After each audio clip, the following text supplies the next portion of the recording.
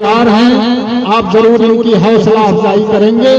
अजीजा शहाना खातून की ज़बानी आप तकरीर सुने, इनकी स्पीच सुने।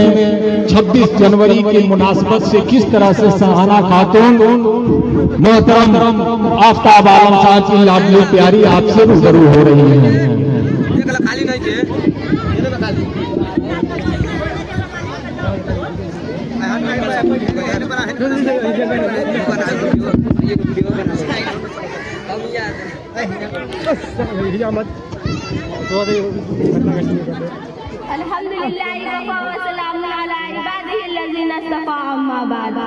काबिल सदर एहतराम मुअज़्ज़ज़ मेहमानान इकराम, जमीआ असातिज़ा इकराम और मेरी माँ और बहनों और मेरे अज़ीज़ तालिबात, अस्सलामु अलैकुम व रहमतुल्लाहि व बरकातुहू। वालेकुम अस्सलाम व रहमतुल्लाहि व बरकातुहू।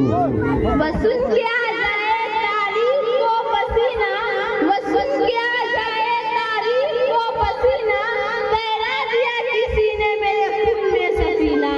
भारत के शेर कितने मेरे खून में नहाए, भारत के शेर कितने मेरे खून में नहाए, टूटा मेरे लहू में कितनों का आगे गिना।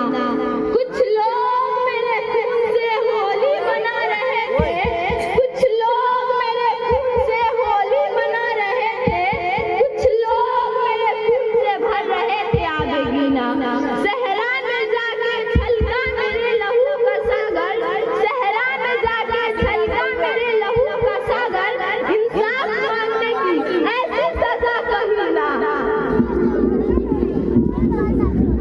मुख्तलिफ तहजीबों का गहवारा हमारा ये हिंदुस्तान जन्नत जमा है, जिसकी गोद में गंगा जमुना की रवानी है, कोसी और सतलज की जवानी है, लाल किले और जामे मस्जिद की मजबूती और पाकीज़गी है, ताजमहल की खूबसूरती है, ऊंचे ऊंचे पहाड़ है, मनमोहन झील और आबशार है, मुख्तलिफ मजहब और मिल्लत व दीन और धर्म के मानने वाले हैं।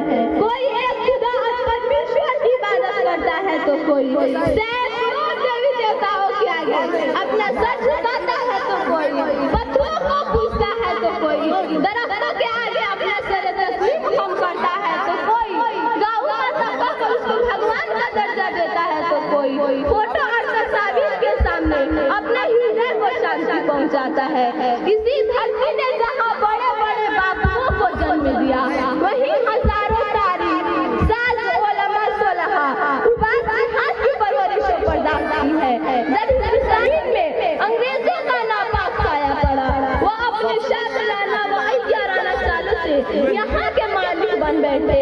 जब बाशिंदगाने हिंद पर तरह तरह के जुल्म के पहाड़ तोड़े जाने लगे, जब हिंदुस्तान को गुलाम बनाया जाने लगा, जब हिंदुस्तानियों का खून उनके पसीनों से भी अर्जा होने लगा, तो ऐसे नाजुक दौर में जिसने सबसे पहले अलमे बगावत बुलंद किया वह मुहद्दिस कबीर नाज़िश वतन शाह अब्दुल अजीज बिन वलीउल्लाह मुहद्दिस दहलवी है।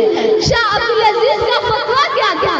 गोया एक बड़के तबा था जो दुश्मनों के नखले तमन्ना पर गिर पड़ी, अंग्रेज की नींदें हराम हो गई, जगह जगह आजादी के शोले भड़कने लगे, जगह जगह आजादी के परचम लहराने लगे, सीनों में वलोले मचलने लगे और हौसलों ने अंगड़ाइयां लेनी शुरू कर दी। यह एक हकीकत है कि अगर हिंदुस्तान की जंगे आजादी में उलमा किराम शरीक नहीं होते तो हिंदुस्तान कभी आजाद नहीं होता। अगर सरफैले आजादी न होती तो तहरीके आजादी न चलती, तहरीके बालाकोट न चलती, तहरीके रेशमी रुमाल न चलती, तहरीके खिलाफत न चलती, हिंदुस्तान छोड़ो तहरीक न चलती, मुकद्दमा वहाबिया न चलता, अम्बाला साजिश केस न बनता। अल-गर्ज उलमा किराम जी ने अपने खूने जिगर से कुरूसी आजादी की हेनाबंदी की है और अपने मुकद्दस लहू से शजरे आजादी को सींचा और परवान चढ़ाया है।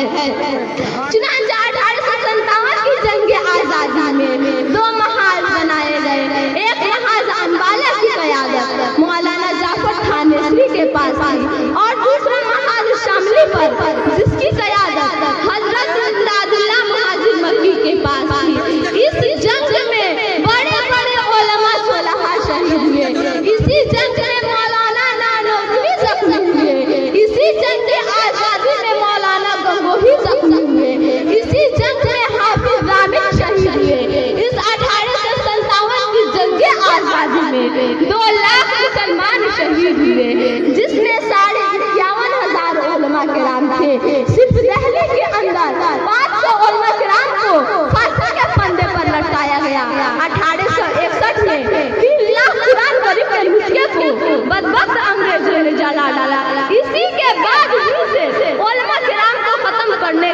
फैसला कर लिया। अंग्रेज मुअर्रिख टॉमसन लिखता है कि 1864 से लेकर 1867 तक इन 3 साल में अंग्रेज ने 14,000 उलमा किराम को तख्तदार पर लटकाया। टॉमसन कहता है कि दिल्ली की चांदनी चौक से लेकर पेशावर की जामे मस्जिद तक कोई ऐसा दरख्त नहीं था जिस पर उलमा की गर्दनें ना लटकी हो। टॉमसन कहता है कि उलमा के जिस्मों को तांबे से दागा गया। टॉमसन कहता है कि उलमा को सुअरों की खालों में बंद करके तंदूरों में डाला गया।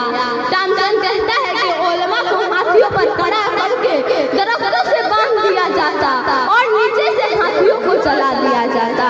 टॉमसन कहता है कि दिल्ली की चांदनी चौक से लेकर पेशावर की जामे मस्जिद तक कोई ऐसा दरख्त नहीं था जिस पर उलमा की गर्दनें ना लटकी हो। टॉमसन कहता है कि लाहौर की दरियाए रावी में 80 उलमा किराम को बंद बोरियों में बंद करके ऊपर डाल दिया जाता और ऊपर से गोलियों का निशाना बनाया जाता। इन्हीं शहदाई यानी इस्लाम में शेखुल हिंद और मौलाना उबैदुल्लाह सिंधी भी है, जिनको आज दुनिया असीराने मलकस जानती है। उन्होंने अंग्रेजों के खिलाफ ऐसी तहरीक चलाई कि अगले इंसानी हैरानो शुदा रह जाती है, जिसे तहरीके रेशमी रुमाल से जाना जाता है। शेखुल हिंद के हरदिल अजीज शागिर्द और मौलाना हुसैन अहमद मदनी है, जिन्होंने खिलाफत कॉन्फ्रेंस कराची में ऐसे वक्त शिरकत की कि उन्हें गोली मार देने का हुक्म मिल चुका था। लोगों का ख्याल था कि हुसैन अहमद मदनी नहीं आएंगे, मगर लोगों की आंखें हैरत से फटी की फटी रह गई जब वह मर्द मुजाहिद कफन बर्दोश होकर स्टेज पर आया और जलसा की सदारत फरमाई। इसी कॉन्फ्रेंस में हजरत ने अंग्रेजों को बुलबुल और गोलियों को गुल से तस्बीह देते हुए फरमाया, लिए फिरती है बुलबुल चोंच में गुल, लिए फिरती है बुलबुल चोंच में गुल, शहीदे नाज की सिबत कहाँ है। हजरत ने जब ये शेर पढ़ा तो लोग जोश में आधे घंटे तक मुसलसल नारे लगाते रहे और उसके बाद उलमा की कुर्बानियों और अपने एक फतवा के जानिब इशारा करते हुए अंग्रेज के मुखातिब करके फरमाया, खिलौना समझ के ना बर्बाद करना, खिलौना समझ के ना बर्बाद करना कि हम भी किसी के बनाए हुए हैं। फिरंगी की फौजों में हुकूमत के फतवे, फिरंगी की फौजों में हुकूमत के फतवे सरेदार चढ़ के भिगाए हुए हैं। वह शजरे आजादी के कूदे कर सींचा, वह शजरे आजादी के कूदे कर सींचा तो फल उसके पकने को आए हुए हैं। वह आखिर दावाना अल्हम्दुलिल्लाहि रब्बिल आलमीन। अस्सलामु अलैकुम व रहमतुल्लाहि व बरकातहू। माशाअल्लाह, ये छोटी सी मासूम बच्ची